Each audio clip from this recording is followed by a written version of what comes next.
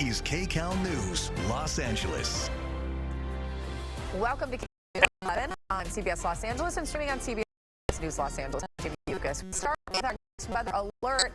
Look at this, May gray out, heat is on. These unseasonably hot temperatures actually putting us in a weather alert. Meteorologist Alex Bisson is tracking the hot spots in our next weather alert. Alex. Hi, and Jamie, this day, Wednesday, expected to be the peak of this heat that we're talking about. So a lot of areas, yes, under that next weather alert. That includes Los Angeles, the inland areas, the San Fernando Valley, Inland Empire, Inland Orange County, up to the Antelope Valley, too. So we're talking temperatures in the 90s, high 90s, maybe some valley spots expected to reach temperatures in the triple digits. Now, as we head into tomorrow, we are losing that next weather alert for the LA basin, but we're still keeping it in effect for the valley. So temperatures tomorrow, not as hot as what we're feeling today, but it's still going to be toasty. Temperatures will still be above average.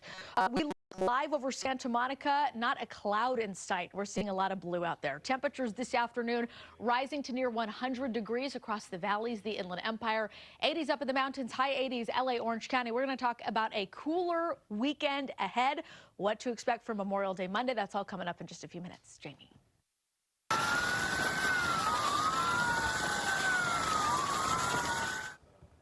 A high-speed pursuit on, look at that, 3 tires. Sparks flying on the 60 freeway through the San Gabriel Valley overnight.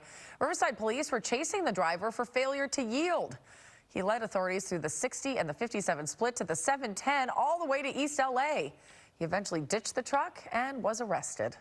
A mystery solved at the LA Zoo. 2 elephants in the middle of a legal battle vanished yesterday. Now we know where they ended up. KCAL News reporter Amanda Starantino is on the case of Billy and Tina. The rumors are true. Billy and Tina were taken in the dead of night from the LA Zoo, quietly transported across the country to their new home, the Tulsa Zoo in Oklahoma. No farewell, no photos, no public notice for any sort of goodbye. And despite repeated attempts of contacting the zoo or the city, they refused to answer any of our questions about their whereabouts until late this morning when the LA Zoo confirmed that Billy and Tina, in fact, are gone. The statement reads in part, quote, the Tulsa Zoo was the top recommendation of the SSP based on space, herd dynamics, and staff expertise. This option also ensured that Billy and Tina would remain together. The move follows years of controversy. Advocates have long pushed for a sanctuary retirement, not another zoo, arguing Billy and Tina deserve to live out their final years in peace, not captivity. Concerns have grown over the elephants' health and living conditions. Last month, the zoo announced the pair would move to Tulsa's Elephant Preserve and Experience, despite the outcry. And last week, a judge declined to block the transfer, and sometime Monday night and Tuesday morning, the elephants were moved without any public notice.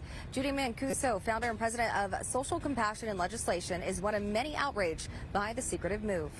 The weather in Tulsa is absolutely horrible for the elephants. They are confined.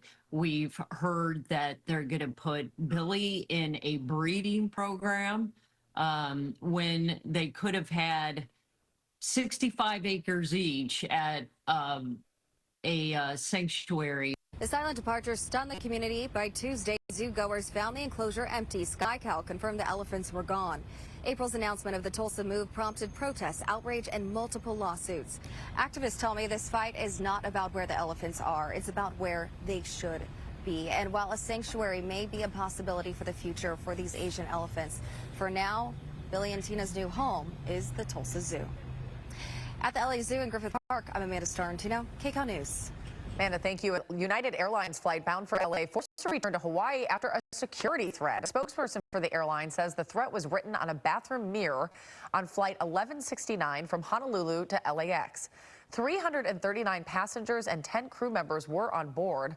Law enforcement met the plane when it returned and a security sweep was conducted. We spoke to some of the passengers. Once we did land, and it appeared like when we landed, we were like the furthest out at the airport, like as far as you could get away. And then later I found out that through the airport manager that somebody had written on the wall, on the mirror, that there was a bomb. And that. The FBI searched all bags, and so far no arrests have been made. United says it is rebooking customers on another flight to LA that departs later on this evening. Target missed the mark on sales expectations. rest of the year. Executives say there's economic uncertainty because of Trump's tariffs, and consumers have pulled back on their spending. Target says they are doing what they can to absorb extra costs of tariffs and trying not to raise prices. Customers say that it seems like prices are already up. I try to bargain shop as much as possible. That's why I end up at a lot of different stores.